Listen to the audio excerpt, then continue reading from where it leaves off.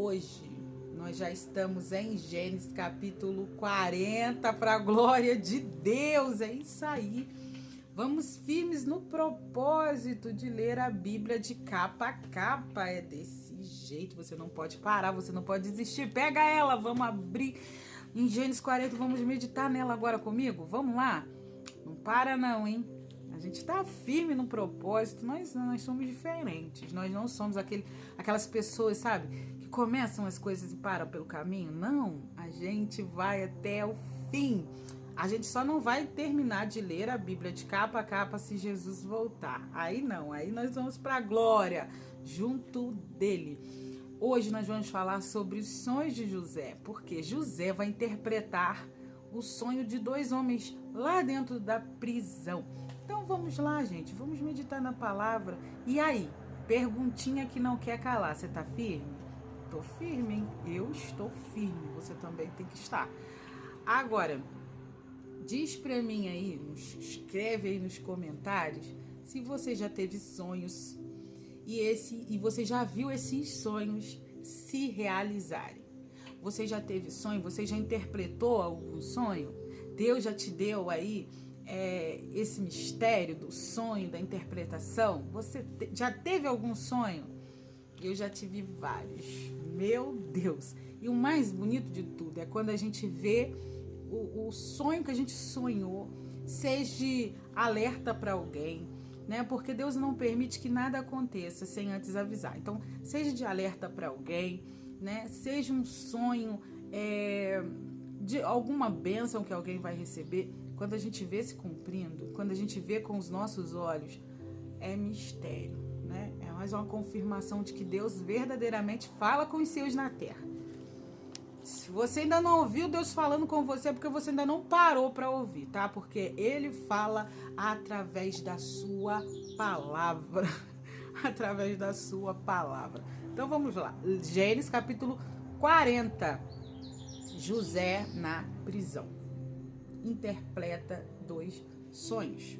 E aconteceu depois dessas coisas que pecaram o copeiro do rei do Egito e o padeiro contra o seu senhor, o rei do Egito. Indignou-se Faraó muito contra os seus dois eunucos, contra o copeiro Mor e contra o padeiro Mor. Entregou-os à prisão na casa do capitão da guarda, na casa do cárcere, no lugar onde José estava preso. E o capitão da guarda pôs-lo a cargo de José, para que o servisse. Estiveram muitos dias na prisão. E ambos sonharam um sonho, cada um seu sonho, na mesma noite. Cada um conforme a interpretação do seu sonho. O copeiro e o padeiro do rei do Egito, que estavam presos na casa do cárcere. E veio José a eles pela manhã e olhou para eles, e eis que estavam turbados. Então perguntou os eunucos de Faraó, que com eles estavam no cárcere da casa do seu senhor, dizendo: por que estão tristes os vossos semblantes? Talvez aqui só porque eles estavam presos mesmo. Não, né? Claro que não. É porque ali, né, eles sabiam que no Antigo Oriente, né, ali, haviam, né, pessoas que eram intérpretes de sonhos, pessoas que interpretavam sonhos, né? E eles ali eram profissionais em interpretações. Só que esses dois aqui estão pensando, nós estamos aqui presos, né, dentro dessa prisão, não há ninguém aqui, né, competente o suficiente para interpretar o nosso sonho. Então, certamente que aquele sonho começou a perturbar aqueles dois, né? E eles pensaram, nós vamos continuar perturbados, porque não tem ninguém aqui que vai interpretar os nossos sonhos, né? E eles lhe disseram, temos sonhado um sonho e ninguém há que o interprete. E José disse-lhes, Não são de Deus as interpretações? Contai-nos, peço-vos. Então contou o copeiro o seu sonho a José e disse: Eis que em meu sonho havia uma vide diante da minha face, e na vide 3 sarmentos, e ela estava como que brotando, a sua flor saía, e os seus cachos amadureciam em uvas. E o copo do faraó estava na minha mão, e eu tomava as uvas e as espremia no copo de faraó, e dava o copo na mão de faraó. Então disse-lhe José: esta é a sua interpretação. Agora o menino não apenas sonha, mas agora o menino também interpreta os sonhos, né? Então disse-lhe José: esta é a sua interpretação. Os 3 sarmentos são 3 dias.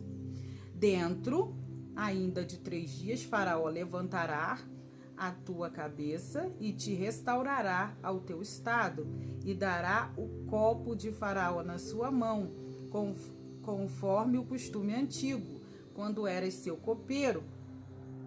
Porém, lembra-te de mim quando te for bem, e rogo-te que uses comigo de compaixão, e que faças menção de mim a Faraó, e fazes-me sair dessa casa? Vamos ver se ele vai lembrar, né? Porque de fato fui roubado da terra dos hebreus. Um pouco aqui, nada tenho feito, para que me puseste nessa cova. Interessante aqui, né? Que ele tá falando que de fato ele foi roubado, né? Da terra dos hebreus, né? E ele diz que ele não fez nada para estar ali, mas tu não vê aqui José falando: meus irmãos me jogaram aqui nessa prisão, me venderam aqui para o Egito. Você não vê o homem falando mal, né, daquela mulher que era mulher de Potifar também, que agiu com ele de injustiça, né? Por quê? José sabia que não adiantava ficar falando para um e para outro. E às vezes a gente cai nessa daí, de ficar falando: fulano me fez mal. Querido, entrega para Deus, coloca nas mãos de Deus e deixa que ele trabalhe. Às vezes você fica falando para um e para outro: mas fulano me feriu, fulano fez isso e isso comigo. Deixa quieto. Quantas das vezes a gente não faz coisas, né, para certas pessoas, e depois as pessoas vêm, né, e nos apunhala pelas costas, né, nos faz mal, fala mal da gente, né? Mas aí a gente peca por isso, porque a gente deve deixar nas mãos daquele que sabe agir, na mão daquele que sabe dar o retorno na hora certa, né? Aquilo que fizeram de mal para José fala muito mais sobre os irmãos dele do que José, entendeu? Por quê? Porque os irmãos venderam porque eram maus.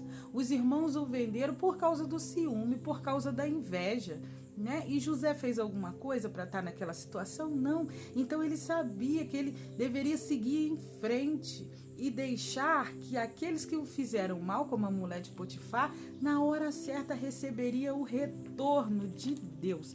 Porque aos olhos de Deus, nada passa, sabe?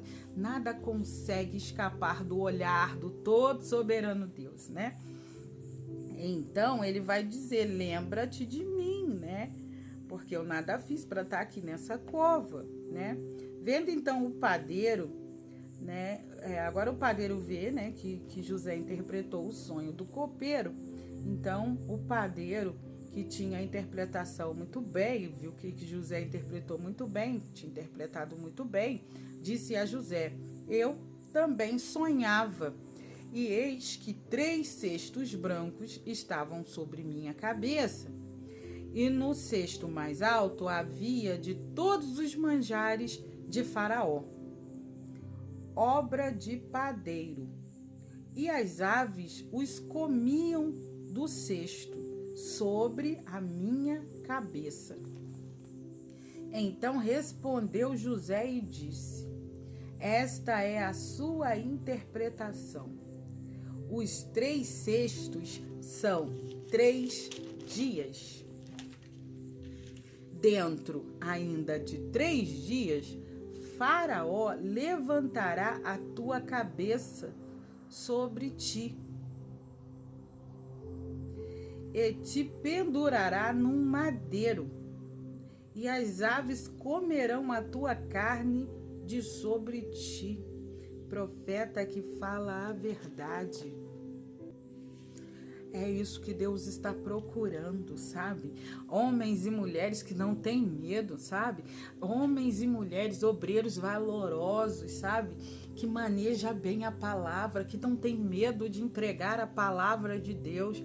Quem confiou foi Deus, então entrega aquilo que Deus te mandou, né? Então aqui José não mede esforços, não. Ele não poupa, não. Ele não tá aqui de brincadeira, não. Se Deus mandou ele falar, ele fala. E é verdadeiramente aquilo que iria acontecer. E Jesus está procurando pessoas verdadeiras que entregam a palavra da verdade. Porque não adianta passar a mãozinha na cabeça. Não adiantava ali José olhar para aquele homem e dizer: vai ficar tudo bem. Porque não iria ser assim. É isso que a gente vê muitas vezes, né? É isso que a gente vê muitas vezes, né? Acontecendo, né? No horóscopo. Tu abre o horóscopo, todos os dias vai estar ali somente coisinhas boas, né, que irão acontecer na tua vida. Você vai procurar uma cartomante, certamente te dirá alguma coisa boa também, mas verdadeiramente a palavra é verdadeira quando diz: cuidado, abre teu olho, se conserta, né? Porque o juízo de Deus virá. Não adianta passar a mãozinha na cabeça, não, dar tapinha nas costas, não. Se Deus mandou falar, fala a verdade. Prega a verdade. Doa a quem doer, prega a palavra com verdade. Porque a palavra é vida, a palavra é força e a palavra é poder. E aconteceu, né, que no 3º dia, o dia do nascimento de Faraó, o aniversário de Faraó, fez um grande banquete, e todos os seus servos levantou a cabeça do copeiro-mor e a cabeça do padeiro no meio dos seus servos, né? Então, naquele dia do aniversário de Faraó, segundo o costume do tempo, era o quê? Né? O Faraó, ele fazia ali, né,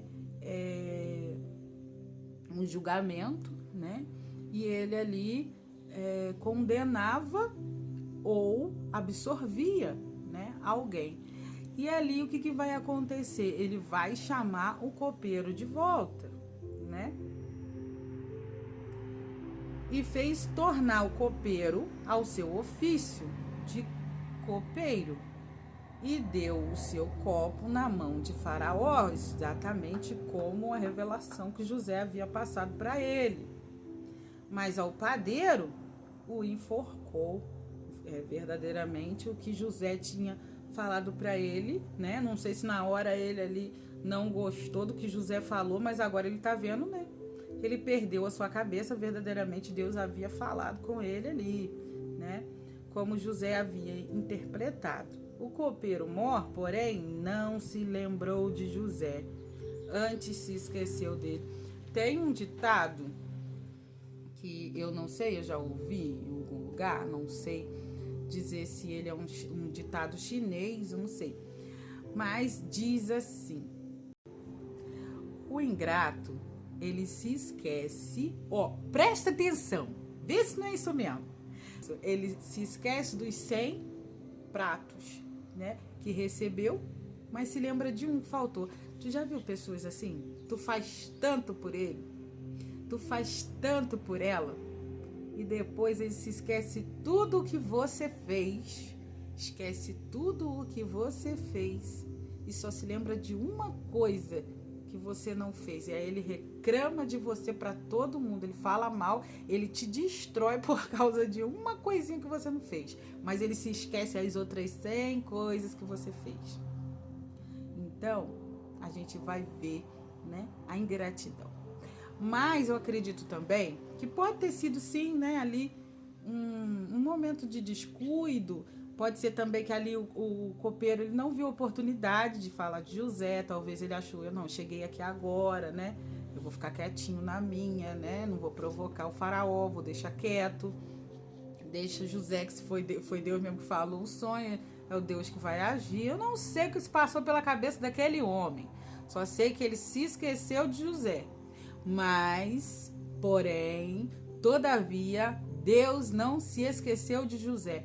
E Deus sabia que tinha um tempo certo. E na hora certa, Deus o iria exaltar. Então, essa palavra é linda. Essa palavra é poderosa, né?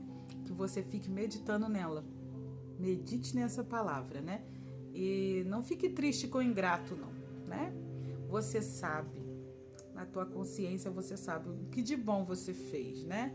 O quanto você fez. E às vezes nunca a gente vai ser suficiente mesmo, né? Nunca todo o favor que a gente faz, né? Vai ter aquela palavra de gratidão no final, né? Agora imagina se tudo que Deus fizesse por nós, ele ficasse esperando a nossa gratidão, né? Porque tem muitas pessoas que se esquecem de agradecer. Você já agradeceu pelo ar